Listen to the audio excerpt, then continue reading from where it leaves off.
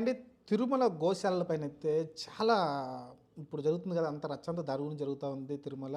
ఎందుకంటే ఏదైతే కొన్ని ఆవులు చనిపోతున్నాయో మనం తెలిసిందే కదా! హిందువులు ఆవుల్ని ఒక దైవంలాగా పూజిస్తా ఉంటాం.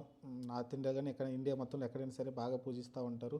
కానీ అలాంటి గోవులైతే సడెన్‌గా చనిపోతున్నాయంట. చాలా ఎక్కువ మోతాదులో చనిపోతున్నాయంట. యాక్చువల్‌గా అవి ఏజ్ వచ్చి కొంచెం చనిపోయారని టీటీడీ చెప్తుంటే టీటీడీకి సంబంధించిన అధికారులు చెప్తుంటే ఇక్కడ కరుణాకర్ రెడ్డి అనే వ్యక్తి వచ్చేసి లేదు అవి మంచి ఆవులే హెల్తీగా ఉన్న ఆవులే చనిపోతున్నాయి. కారణం ఏంటో తెలియట్లేదని చెప్తున్నారు. రీసెంట్‌గా టీటీడీ సంబంధించిన చైర్మన్ ఎవరో ఉన్నారు కదా! అతనైతే ప్రెస్ మీట్ పెట్టి చెప్పాడు. ఆ ఏజ్ రీత్యా కొన్ని చనిపోయినాయి. కొన్ని అయితే పోస్ట్‌మార్టం చేయట్లేదంట. అది నాకు విచిత్రంగా అనిపిస్తుంది. ఎందుకంటే అంతే పుణ్యస్థలంలో ఇప్పుడు ఏదైనా ఆవు చనిపోతే ఇప్పుడు ఆవును మనం దైవంగా పూజిస్తాం కాబట్టి, సరే ఆ చనిపోయినప్పుడు కనీసం అక్కడ డాక్టర్లు ఉంటారు, అందరూ ఉంటారు. ఒక్కసారి ఆ చనిపోయిన కారణాలు తెలుసుకోవాలి కదా! అంత మరీ ఇంత అంటే దాన్ని ఎలా చెప్పాలంటే కొంచెం నెగ్లిజెన్స్ ఎక్కువగా అనిపిస్తుంది నాకైతే టీటీడీలో. మరి అంతకుముందు వైసీపీ ఉన్నప్పుడు కూడా అట్లనే జరిగింది. వీళ్ళు చెప్పే ప్రకారం అయితే అంతకుముందు కూడా చనిపోతాయంటే నెలకు కనీసం ఒక 40 ఆవులంట. ఇదేందో 40 ఆవులంటే మామూలు విషయం. ఎందుకు చనిపోతున్న కారణాలు తెలుసుకోవాలి కదా! ఏజ్ రీత్యా చనిపోతే ఓకే. ముసలి ఏం చనిపోయినుకోవచ్చు.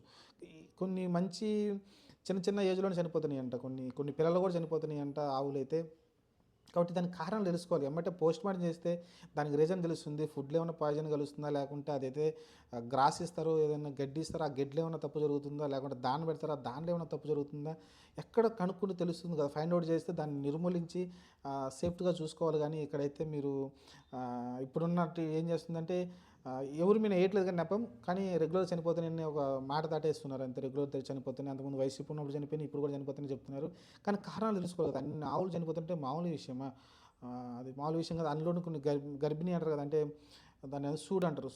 సూడుతో ఉన్న ఆవులు కూడా కొన్ని చనిపోతున్నాయి. ఎందుకంటే ట్రాన్స్‌పోర్ట్ చేస్తారండి. యాక్చువల్‌గా తిరుమల దగ్గర పెట్టట్లేదండి. కొన్ని ఆవులు ఇప్పుడు జస్ట్ పాలిచ్చే ఆవుల్ని ఇక్కడ తిరుమల దగ్గర ఉంచి, మిగతా అన్ని ఆవులను కూడా తిరుపతి దగ్గర మిగతా ఆవులను కూడా వేరే చోట నుంచి అక్కడ మేపి అక్కడ ఏదైతే సూడుతో ఉంటాయో పిల్లలు కనబోయే ముందు అంటే తోడ వచ్చే ముందు అవి గర్భిణి నుంచి బయటకు డెలివరీ అయ్యే ముందు అయితే తీసుకొస్తారంట. ఆ టైంలో కూడా ఆ వ్యాన్‌లో సరిగ్గా అతను ఆపరేటింగ్ సరిగ్గా లేకపోవడం వల్ల అలా కూడా కొన్ని చనిపోతున్నాయంట. నిండు గర్భిణులు కూడా చనిపోతున్నాయంట కొన్ని ఆవులైతే.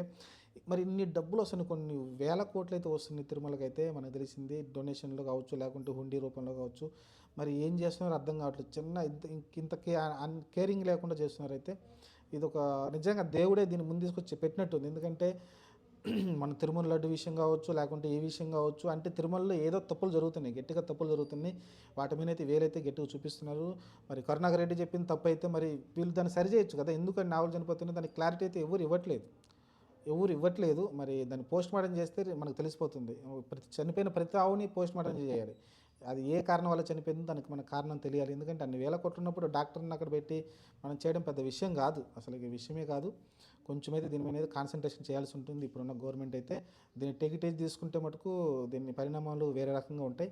మరి చూద్దాం మరి ఎలాంటి నిర్ణయాలు తీసుకుంటారో దానికి కారణాలు ఏంటో కనిపెట్టి ఈ చావుల్ని కొంచెం అరికడతారేమో చూద్దాం గోవుల్ని ఎక్కువ చనిపోకుండా. మరి ఏం జరగబోతుందో చూద్దాం. దీనిపైనైతే హిందూ సంఘాలు చాలా ఆగ్రహం వ్యక్తం చేస్తున్నాయి. చూద్దాం మరి ఏం జరగబోద్దో.